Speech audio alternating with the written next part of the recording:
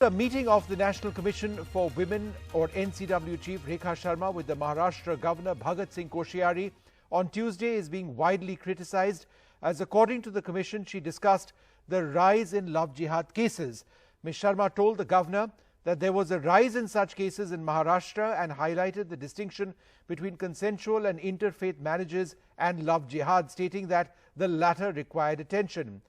Love jihad is the term used by right-wing groups to target relationships between Muslim men and Hindu women, which they say is an elaborate ruse to forcibly convert women. Many view such remarks and the use of the term love jihad as being singularly anti-women and patently illegal.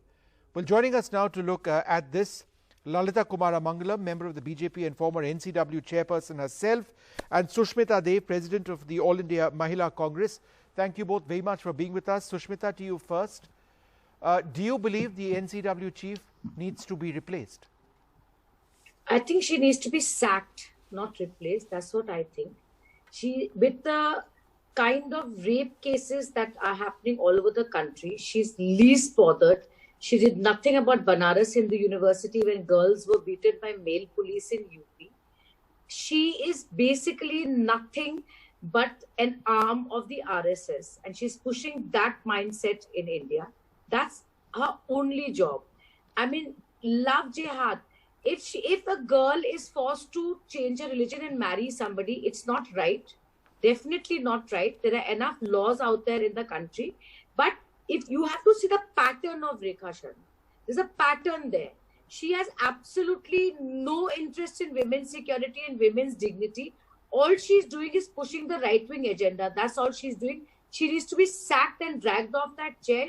She's a disgrace. That's I mean, to put it very mildly and decently. You know, the kind of comments she's passed about Sonia Gandhi, Priyanka Gandhi, Mahatma Gandhi, I mean, it is unheard of. She's also apparently passed some remarks against the Prime Minister as well. But it needs to be mentioned that she has stated, for right or for wrong, that what was happening on her Twitter timeline earlier on, she's not entirely aware of. It may not have been heard. I find that incredulous that that is a discovery now being made. Be that as it may, I need to report what she has said, and this is what she said. But I want to go across to Lalita Kumara Mangalam. Ma'am, as a former NCW chairperson yourself, do you not believe that the use of terms like love jihad, a term which has no constitutional or legal basis, as has been stated in Parliament, is entirely wrong for an NCW chief to make?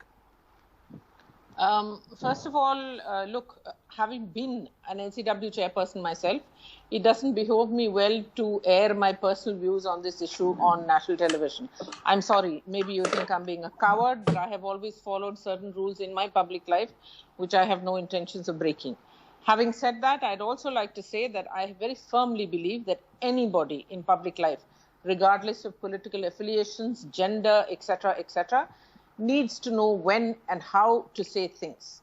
Now, there are many people who believe the term love jihad is wrong, whatever the reasons they may give for it, including all of you. And this is a democratic country. Everybody has a right to their opinion. I am not going to comment on that. But I do feel that as chairperson of the National Commission of Women, whoever it is, whoever may hold it, there have been many Congress chairpersons, some of whom have been extraordinarily good, some not as effective. I'm sure it will be the same with every other party. But the point is not that. The point is that when you're at the head of a statute, it's a statutory post. It's not a constitutional post. Nonetheless, it's an autonomous body. Any commission, no, it's not autonomous. It comes under the MWCD. But that's not the point. The point is, even if it were autonomous, when you're the head of a commission like this, a national commission that is supposed to uphold the rights of women, one needs to be very careful about the sort of words one uses or the terms one uses. I have said this when Mulayamji made incautious remarks. I've said it about many people across the board, including a couple from the from the BJP also. Now, having said that, you know, it really doesn't behove me well to say she should or should not resign. Why not? But I feel that I think you made your position very clear. You seem to be suggesting, ma'am, that these remarks are completely wrong. And I think there are many people who believe that the use of these terms is extremely wrong. This being the case, as the leader of the panel protecting the rights of women in this country, if you have made remarks like this, then what business do you have to remain. At the very How least, is the one should protector say that I've protecting made a women? mistake and apologize, which I don't know why she's not done, but then Okay. I can't speak for her. She's not I done also because feel she's under very- instructions, Vishnu. No, that Okay, should all be- right. I mean, Mrs. that's a Kumaramangalam, bit much. one You second. can't Sushmita blame wants to everything come on in. the RSS and the Congress. Mrs. Individuals Kumaramangalam, also one make second. mistakes. There's another point I want to make. Just let me make Yes, that. okay. Go ahead, that Sushmita, there is one no second. point in making personal remarks against anybody else, regardless of who they may be. In politics today, I find, and this is across the board, I'm sorry to say it, I have enough family that's belonged to the Congress and has worked very hard and very well for that party.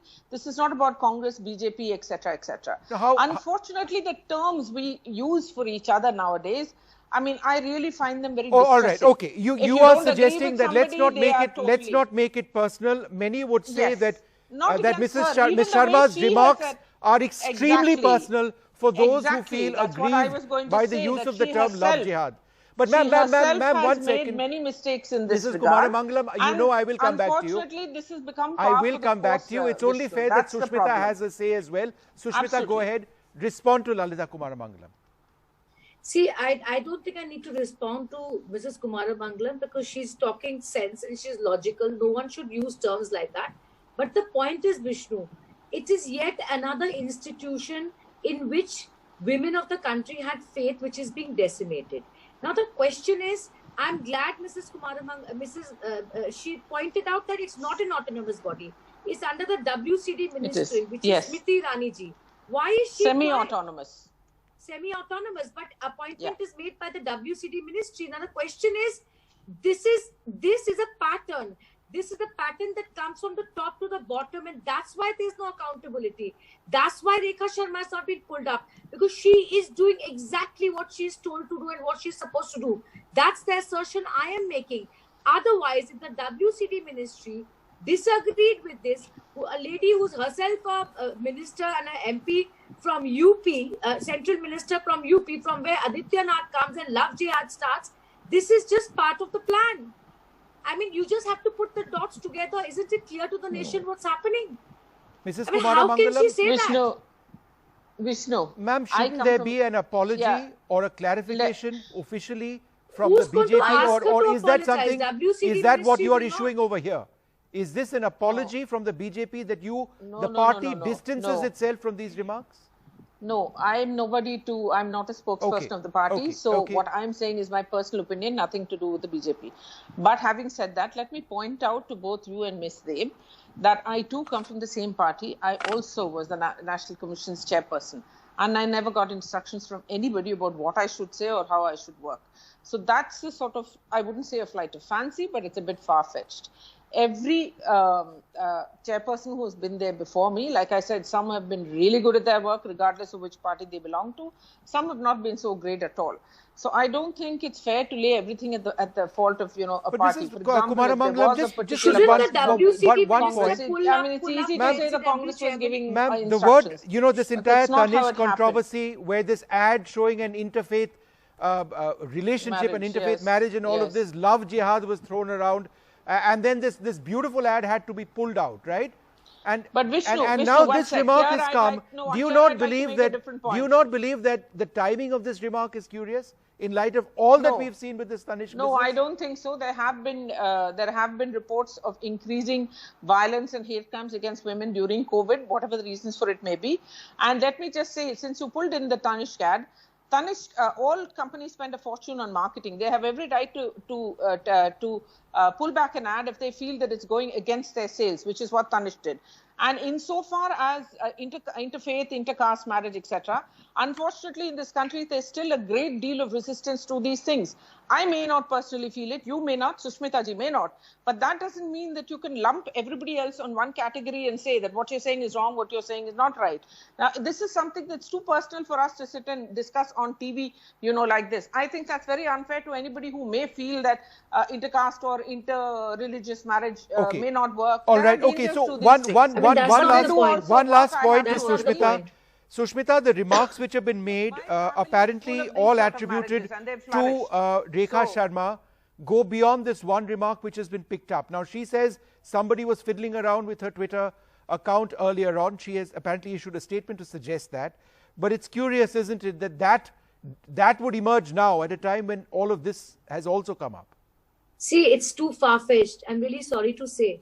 And if you want to counter my argument of the fact that she's not doing this under instructions in a state where it's not the BJP government, isn't it the logical and sensible thing to do for the WCD minister to pull her up for doing something like this?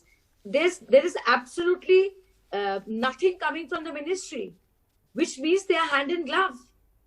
I mean, this is part of the plan. I mean, it's obvious to me, and I hope it's obvious to your viewers. It may not be to Mrs. Mangalam, but that's what I think. This is part of the narrative that's cutting across the country. I mean, isn't it obvious? No, but why shouldn't it be done in public, ma'am? She's a public figure. Because that's not how politics works in this country, Vishnu, and it's not just to do with the BJP. Every party in every She's state, not a political personality. She's made a mistake. It's for her to apologize. You can't lay everything at the RSS and BJP's door. That's also very far-fetched. I think that's an important point, Mrs. Kumaramangalam, and that point is something that hopefully she will apologize for her remarks. As I wrap this up, I'd like to tell our viewers that we did reach out to Rekha Sharma for her comments. She asked us about the broad themes that we would ask about. We sent her a list of themes as well. I wouldn't send her questions, of course, but she decided, or she felt that she couldn't spare time for this interview because of some pressing engagements.